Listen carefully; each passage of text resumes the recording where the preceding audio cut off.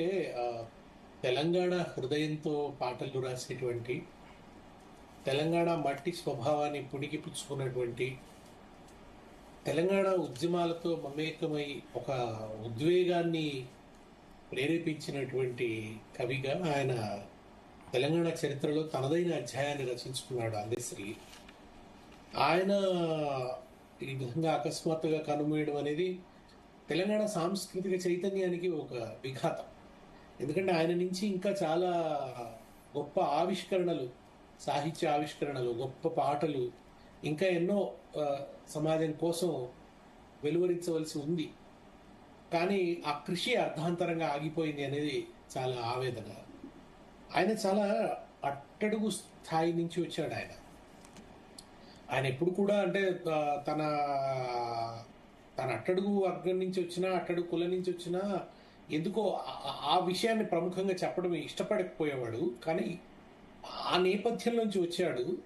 ఆ తర్వాత చిన్నతనంలో చాలా అనాదరణకు గురయ్యానని కూడా చెప్పేవాడు. అంటే ఒక తగిన అంటే తల్లిదండ్రులు, ఒక ఆ ప్రేమ, ఆత్మీయతలు, ఒక సెక్యూరిటీ, ఇవన్నీ ఏవి లేవు ఆయనకి చిన్నప్పుడు. అందుకనే ఆయనకు ఫార్మల్ ఎడ్యుకేషన్ అనేది లేదు.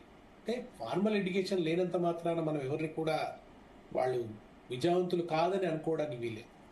కానీ ఆయన అక్కడ ఒక మన యోగులు, తర్వాత ఒక ఈ తత్వ కీర్తనలు రాసేవాళ్ళు, గ్రామాల్లో ఈ రకమైన ఒక సంచార ఆ, జాతుల వాళ్ళు పాడుకునేటువంటి పాటలు, ఒక భిక్షుక సాంప్రదాయంలో ఉండేటువంటి పాటలు కావచ్చు, యక్షగానాలు, ఒగ్గు కథలు, ఈ రకరకాల కళా సాంప్రదాయాల నుంచి వచ్చినటువంటి కావచ్చు. ఈ అచలం, ముఖ్యంగా అచల తత్వం నుంచి ఆయన వరకవి సిద్ధప్ప అని ఆయన కరీంనగర్ జిల్లాలో ఆ, గుండ్రాంపల్లి అనుకుంటాను, ఊరి పేరు నాకు ఇప్పుడు సరిగా గుర్తురాదు. అక్కడ ఆయన ఒక కుమ్మరి, ఆయన అద్భుతమైన పద్యాలు రాశాడు ఆయన, సిద్ధప్ప కవి అని. ఆయన చేత ప్రభావితుడయ్యాడు. ఆయన పద్యాలను నేను ఎప్పుడు కూడా ఉటంకించేవాడు.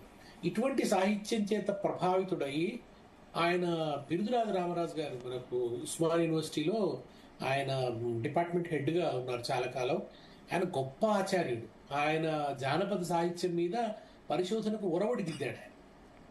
ఆయన దగ్గరికి వచ్చిన తర్వాత తనకి కొంత ఈ సామాజికమైనటువంటి భావన కూడా ఏర్పడింది. ఆ అక్కడి నుంచి ఆయనలో ఈ రచన అనేది మరింత కొంత బలాన్ని పుంజుకున్నది. నాకు కానీ అట్లా ఆయనకు ఒక పాండితీ స్పర్శ ఉంది ఆయనకి. ఆయనను మనం పూర్తిగా ఏదో ఒక నిరక్షరాస్యుడిగా అనుకోవడానికి వీలేదు. ఆయన రాసిన పాటలలో కూడా మీకు ఇప్పుడు జయ జయ హే తెలంగాణ జననీ జయ కేతనం అంటే కేతనం, ముక్కోటి గొంతుకలు ఒక్కటైన చేతనం, కేతనం చేతనం అనేటువంటి ప్రాసలు వేశాడంటే సంస్కృత పరిచయం కూడా కొంత ఉందని అర్థం కదా. అట్లా ఆయనకు అంటే ఈ కీర్తనల ద్వారా, పద్యాల ద్వారా, వీటన్నిటి ద్వారా ఆ భాషా పటిమ ఆయనకు ఏర్పడ్డది.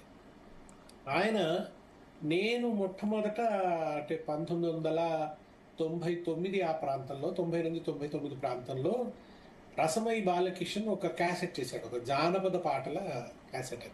అది సామాజిక గీతాలు కాదు. అందులో అందశ్రీ ఒక అందమైన పాట రాశాడు. ఆ పాట మొట్టమొదట నేను అందశ్రీ పేరు అప్పుడు విన్నాను. ఆయన అందే ఎల్లయ్య అని, అంతకుముందు ఆయన జీవితంలో చాలా కష్టాలు పడ్డాడు, ఒక తాపీ మేస్త్రిగా పనిచేస్తున్నాడు అని చెప్పి నాకు అప్పుడు బాలకిషన్ నోట విన్నాను మొదట. ఆ పాట కూడా ఏమిటంటే హైదరాబాద్ నుంచి సిద్దిపేటకు వచ్చే ఆ దారిని ఆయన చాలా అందంగా వర్ణిస్తాడు ఆ పాటలో. అల్లి బిల్లి అంగూర తోట నేనాడుకుంటా బోయే పల్లె బాట, గా బాటెంట వాడుకుంట పల్లె పాట, నేను సిన్నంగా జరాలి సిద్దిపేట అని ఉంటుంది ఆ పాట. ఈ పాట నేను బాలకిషన్ క్యాసెట్లో విన్నాను. బాలకిషన్ నోట రాసింది అందశ్రీ అని తెలిసింది. ఆయన అందే ఎల్లయ్య అని. ఆయన మాకు సిద్దిపేటకు దగ్గరే ఉంటుంది అనుకోండి, జనగామ, సిద్దిపేట ఈ ప్రాంతాలలోనే ఉంటుంది రేబర్తి అని. ఆ రేబర్తి అనే ఊరికి చెందినవాడని. ఆ తర్వాత ఆయన ఒక పాట రాశాడు అందశ్రీ, అది తన జీవితం రిఫ్లెక్ట్ అయ్యేలా రాశాడు ఒకటి. పల్లె నీకు వందానాలమ్మ, నన్ను గన్నా పల్లె తల్లి నీకు వందానాలమ్మ, నాకు పాట నేర్పి మాట నేర్పి బతుకు బాట చూపినందుకు పల్లె నీకు వందనాలమ్ము అని ఒక పాట ఉంటుంది. దాంట్లో ఆ ఏదో పశువుల కాపరినై నేను పశువులు కాసే అలలలో పాడుగోజలు ఎనుగులు దుంకి పంట చేల మీద పడితే ఆ పశువుల కాపరి ఉరిమి ఉరిమి తరిమి కొడితే ఉమ్, ఇసుక తిప్పెలా పానుపులేసి ఊరడించిన గురుతులు ఎన్నో తల్లి నీకు వందనాలమ్ము. అంటే ఆ పశువుల కాపరిగా పనిచేసినప్పుడు ఆ పంట కాపులు కొడితే ఆ దెబ్బల బాధలకి నేను ఇసుక తిప్పల పాన్పుల మీద పడుకుని ఏడిచిన గుర్తులున్నాయి అని చెప్పి దాంట్లో రాశాడు ఆయన. ఏదో ఈ పని